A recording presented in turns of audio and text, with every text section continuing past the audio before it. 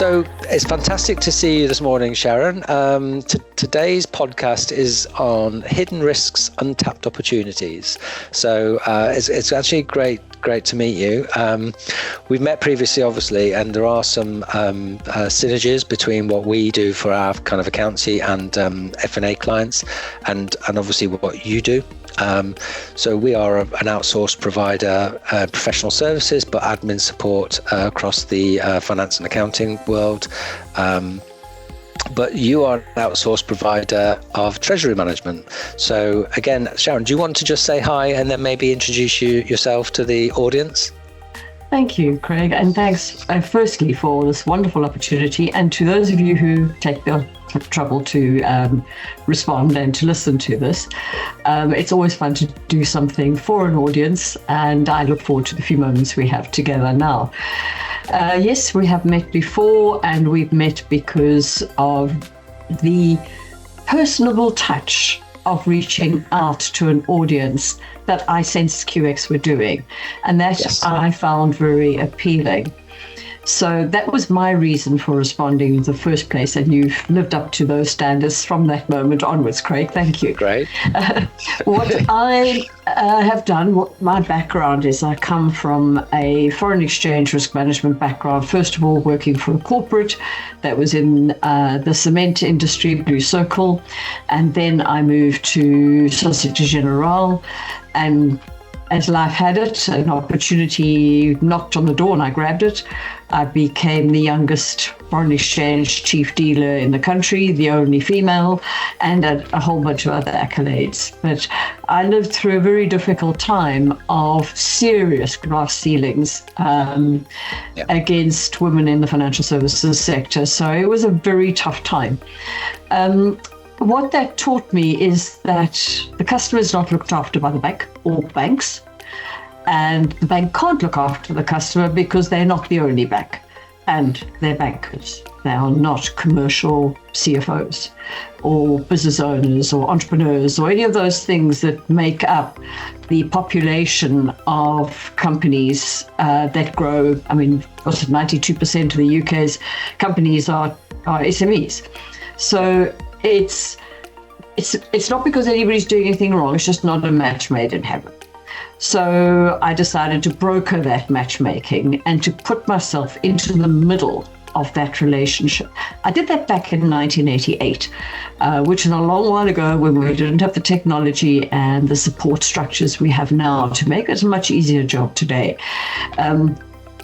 That company, actually, I listed on the Johannesburg Stock Exchange in 97, which was a wonderful opportunity. I'm now started again a little while ago. I had a very long non-compete, and I've now been in this industry again in the UK this time.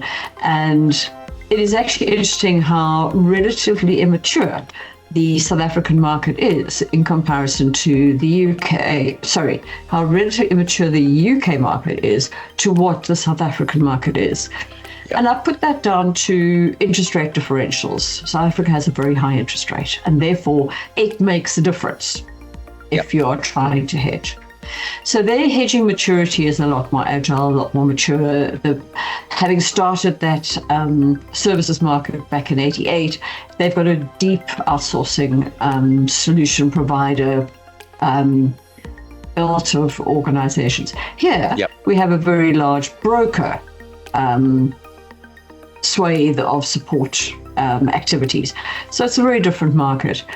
And this is one of the questions I wanted to ask you is, companies who outsource or bring in retained services for things like lawyers, HR consultants. We see CFOs doing fractional works. Fractional CFOs, a common term we're starting to hear now. And we are a fractional Forex treasurer. So I'm finding it an unusual circumstance that CFOs are not finding that natural to them. So what I'm looking to achieve out of this exercise is chatting to yourself and understanding the fractional services, outsourced services you do of accounting talent, and what we are doing, and what synergies I can learn from you And who knows, maybe you might learn a trick from me.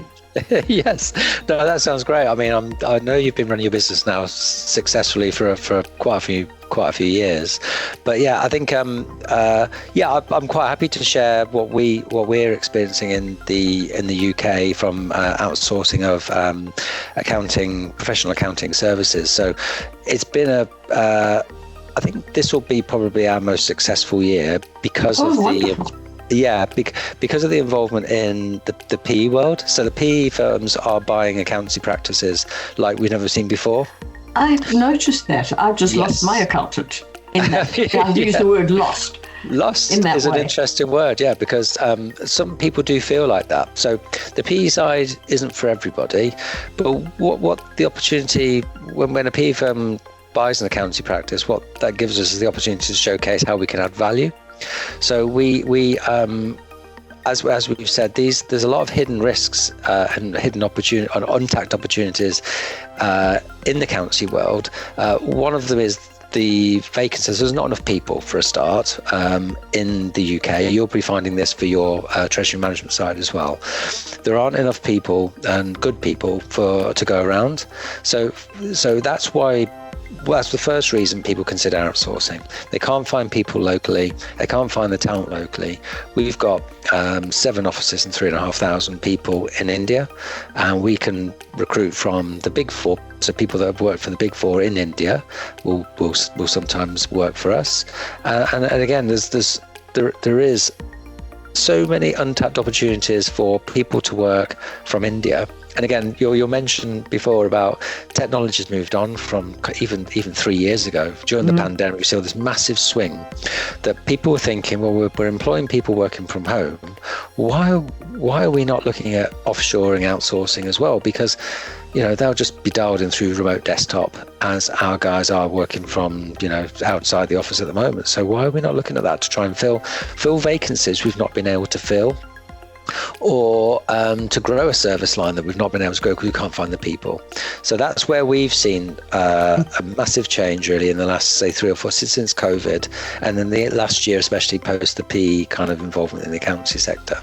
So how they add value by using us is obviously their existing teams focus on more value-added activity, and we typically take more of the kind of governance task. We've just seen an article that the Big Four have published that they're reducing their student intake by 29%, or one firm is reducing their student intake this year by 29%, and that's because they're forward thinking on what the impact of AI is going to be, but they're also moving a lot of their kind of more governance roles, as I've said, to their offshore operations. So the Big Four are doing it. They've been doing it for years, and as you said, the accountancy firms that are targeting the SME sector are now looking to do it as well. So you must be seeing that. Yeah, the one area we differ to you, yes, listening to what you're saying, is we don't have the volume of numbers. Yep. But we are tapping a very high level technical resource, which you're doing, but you're doing the more routine jobs. We're doing a very strategic job, a very high level importance job. Yep. There are very few people in the world, least of all in the UK, that have those skills. And we are able to, with local experience, so it's using our team that we have and being able to reach out to many organizations, hundreds of organizations.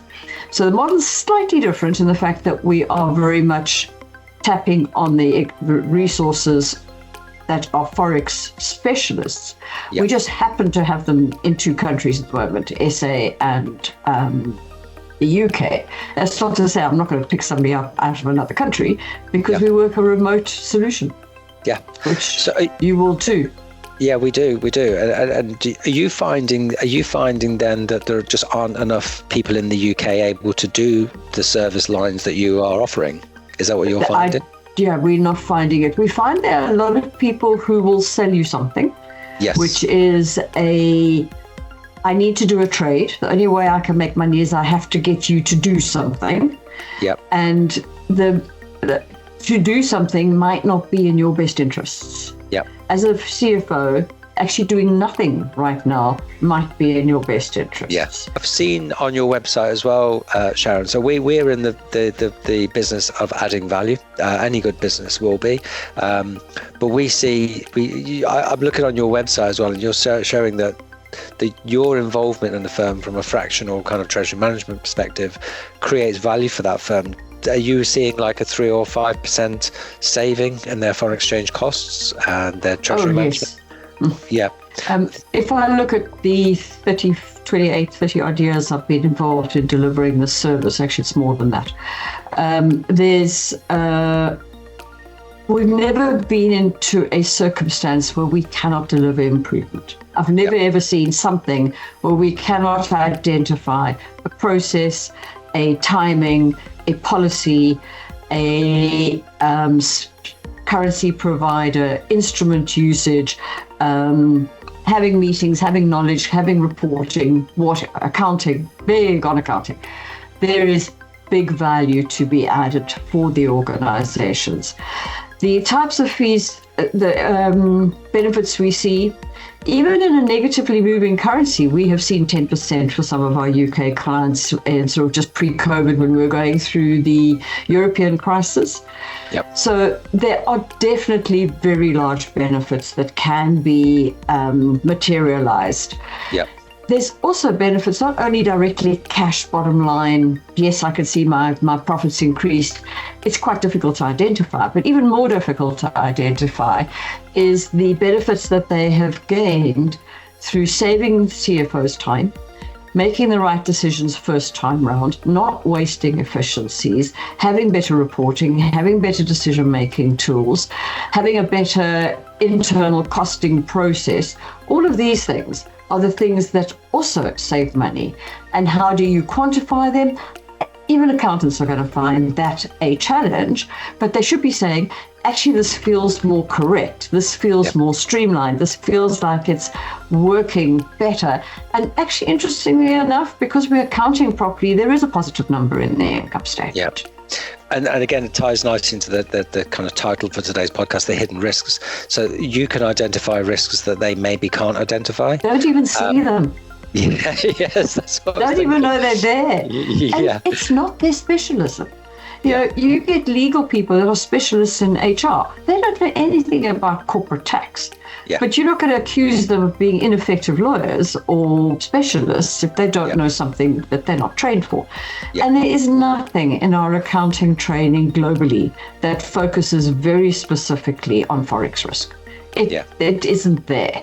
So they can't know it. And also, interesting enough, however much importers import and exporters export, and some do both, it is quite unique to industries, to verticals, to credit lines, to economies, to shipping lanes, to crises, to the geopolitical risks we're dealing with.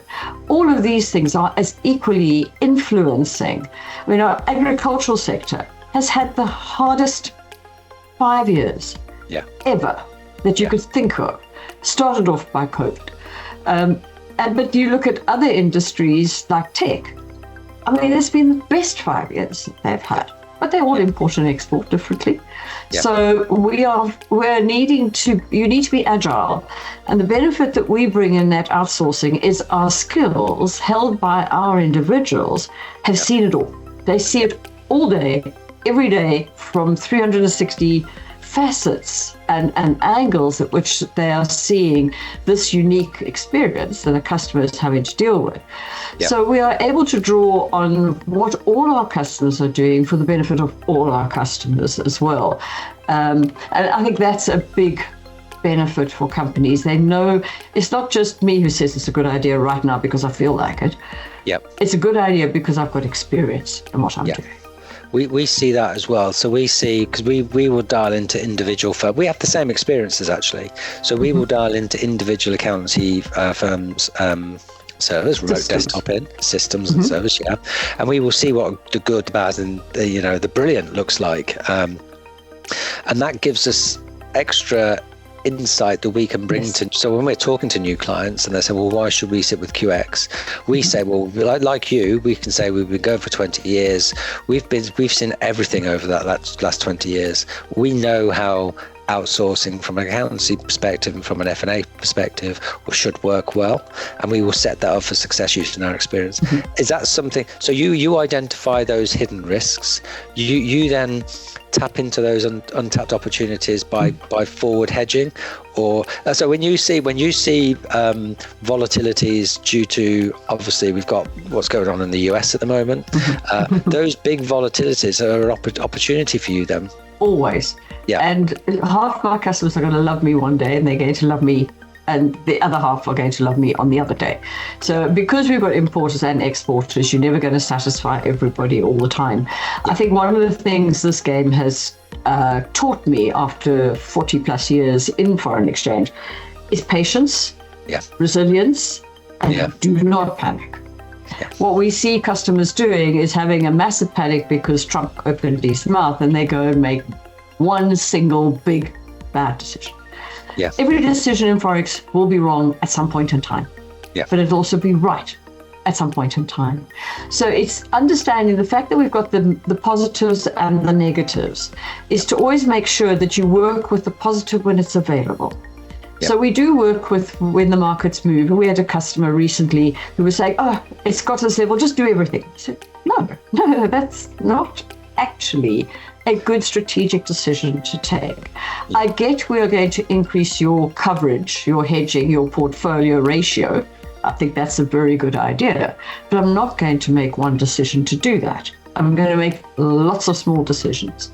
So we then approach his portfolio in a certain way, and we then address the market and set in orders. So we effectively are operating in the market when we're not watching the screen, when we're not at work, when we're asleep at night. The systems and the technology allow us to be able to hedge at a chosen rate, even if the market is closed at that point in time. And I think that's a big key. So that allows us to make lots of small decisions. And how many times we come in the morning, first thing we say, oh, we're going to get a lot of confirmations coming this morning. And they all come through saying that things have happened. And the market has gone up and back down again to where it was. And meantime, we've been able to do another small decision for a customer. So that averaging of the hedging, the ability to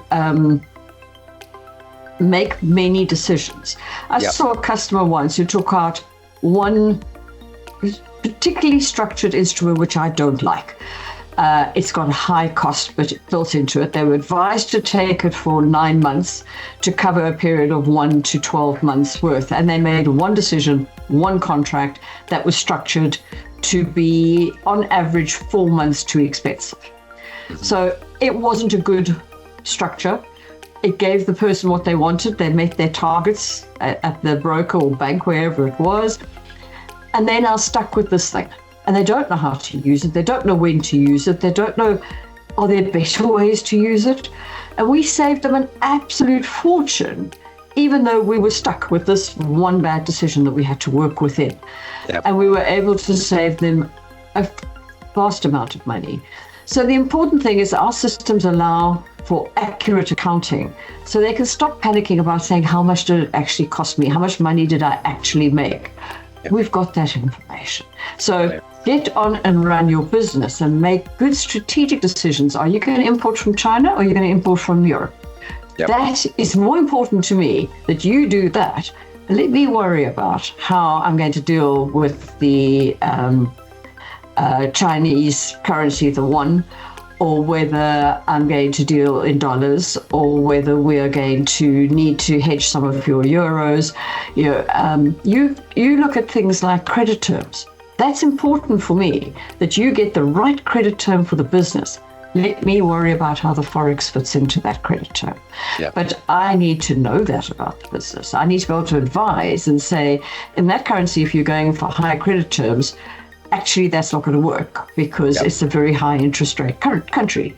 So say a UK company that is dealing with the rand, where the interest rate is much higher, that differential can cost you money.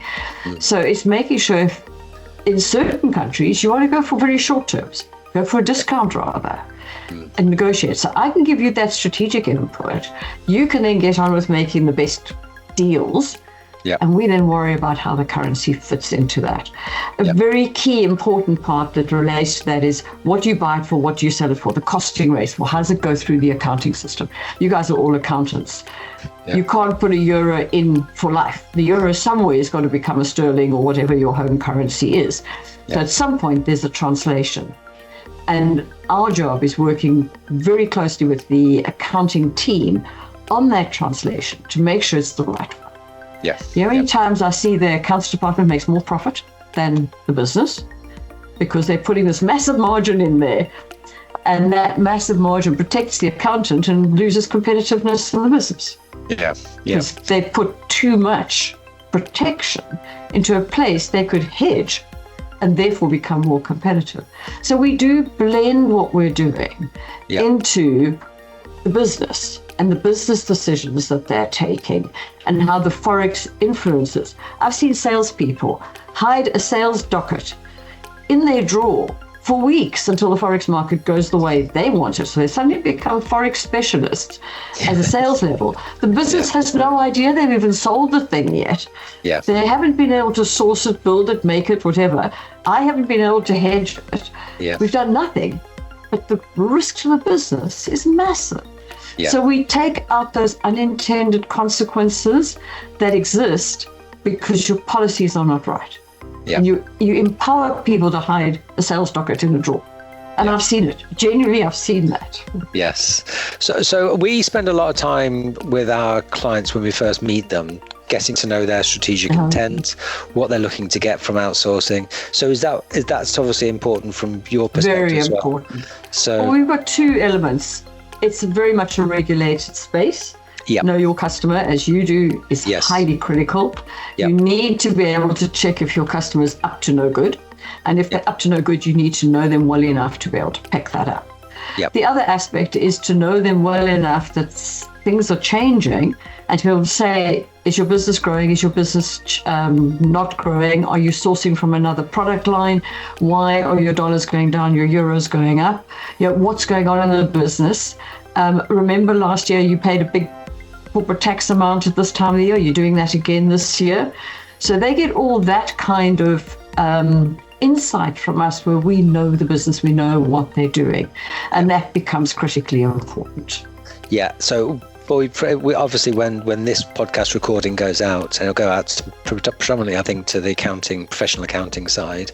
So if they've got a client, a corporate client of theirs that does a lot of foreign currency or wants some advice or some fractional treasury management support, or even just to talk about how you can assess the business to show them the value that you create for them, is that going to be of interest to you post this podcast?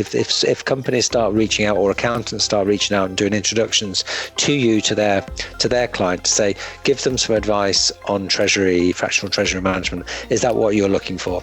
That's what I'm looking for. Somebody asks, what's my ask? I want importers and exporters to call me. They can be anywhere in the world, but our primary locations are UK and South Africa. And what we're looking for is just that, how do you think you can help me? This is what I do know about my business.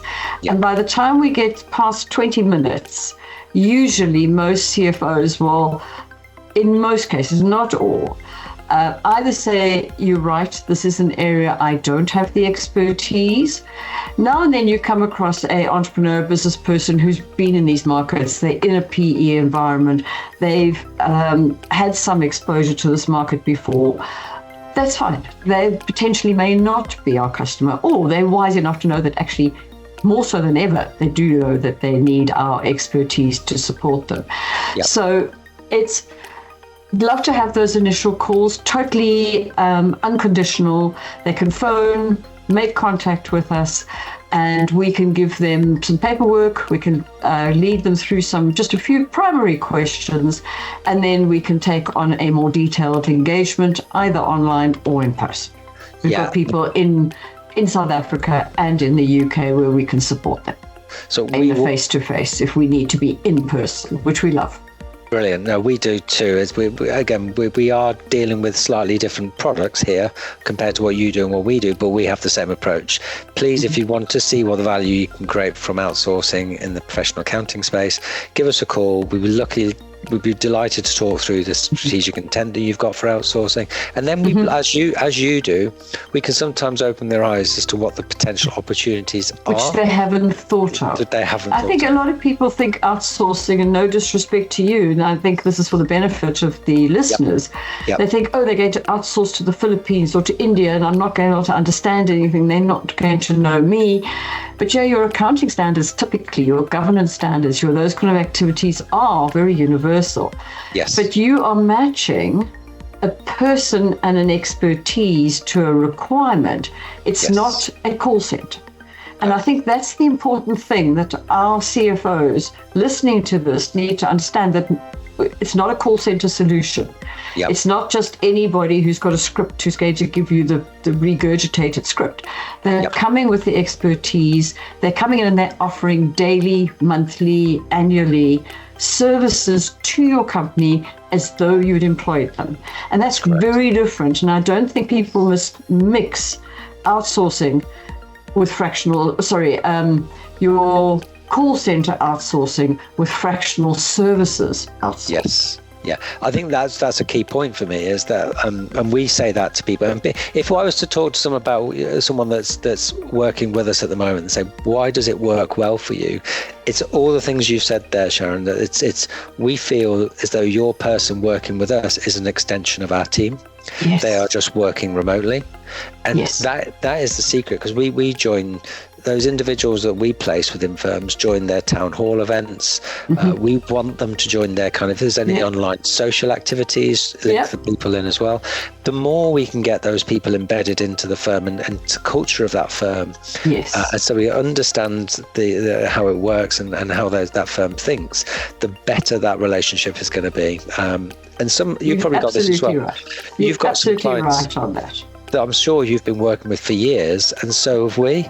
And again, over the years, because I can tell, speaking with you before this and today's show, you care deeply about the client experience. Yes. And you've probably got clients you've worked with for a number of years that Decades. just gets better and better and better. And that's we are on a 30-day notice. Our customers, if they've changed their mind, or they get a new CFO, or the business is changing, whatever, things happen. So they can get out of this contract. It's not part of the difficult decision if there's a strategic business rechange of whatever nature it is. So it really is important when I get up in the morning that I can look after somebody and they're in a better place for having had that insight than they were first thing in the morning. So it is deeply about people. I mean, some of my customers don't ever phone me. And the next customer says, I need you to phone me 3 times a day. That's fine. What it is, you get, and you pay accordingly for the fractional service used. And the expertise. That is key as well. But I can see for both of our firms, it's people. So why you would, and that's why I always say, to people, I'm not worried about the competition, because no one can replicate the people that we've got. And again, we match, we as you do, we match people to organizations, and we make sure that fit works really well for both sides. So if competition comes over, well then great, but they can't replicate Sharon, they can't replicate Craig, and they can't replicate the firm that you've built, because it's your personality across your firm. So again, and it's our own tech, which I believe you do as well. So our own tech is unique to a corporate treasurer's requirement. I'm your fractional corporate treasurer. I know what tech I need to be able to make the right decisions. We've built it. We've built actually an interesting part. We're going into 4th iteration. It's really fun. Very good. So you're innovating on the technology side, as well as obviously looking at the products that you're offering for each client.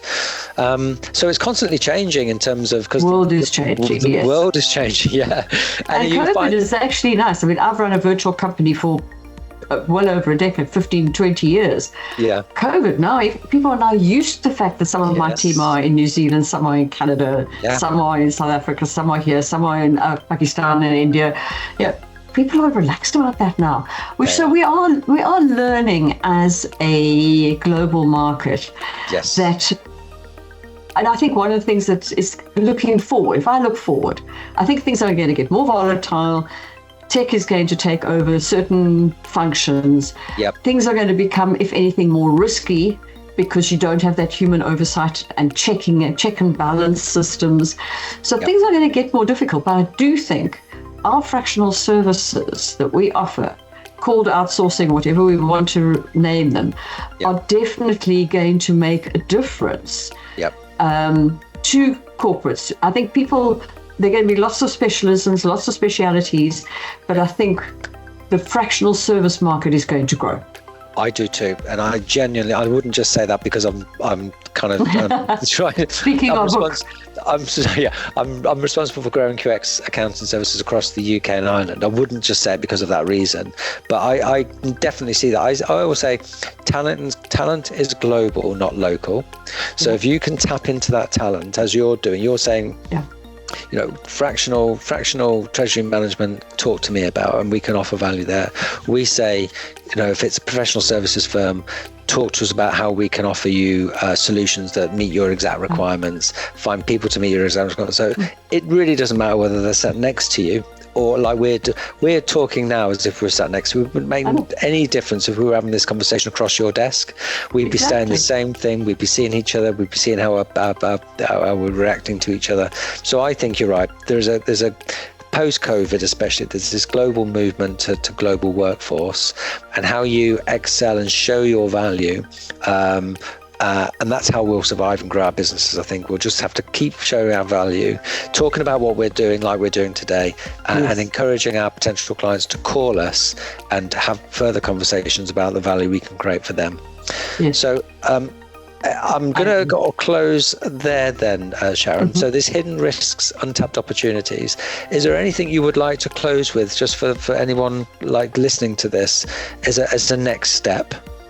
I think the recognition by chief execs, business entrepreneurs, the finance team within organizations is you have people in there that have specific skills. Recognize them, use them for that. Don't expect them to be a generalist at everything. Yep. And what is the thing that might be missing? And foreign exchange is a specific one. Yours is the labor that is needed in certain places, is to actually have a look. How are you doing your Forex? What are the policies you've got? What are the strategies? Who's doing it? And through that, we can ask a few questions further. I mean, I could go a list is not that long. And we can go to quite a few questions. But have a look at that. Do some sort of self-assessment and then make a call to us. We can then ask a few more questions and then say, actually, come and have a look. Or let's look a bit deeper. Let's have an understanding of what we're trying. Then we have that strategic conversation you're talking about. What elements does Forex have in your business? Is it 100% influence or is it a 5% influence? And those are things we can help chief execs and CFOs to understand. Brilliant. I'd love to speak to them. Excellent. Well, I'm so grateful. Thank you, Sharon, for doing today's podcast with us. It's lovely to speak to you again. Thank you for doing this on a Friday as well. And I wish you all the best for the weekend. And hopefully we'll get some interesting conversations from some of our clients to kind of take things forward for you. And I will keep you posted. I look forward to the phone ringing. Excellent. Thank you again, Thanks a lot. Sharon. I do appreciate it. Thanks to everything. See you soon. Have a great weekend. You too. Bye-bye. Cheers. Bye-bye. Bye-bye.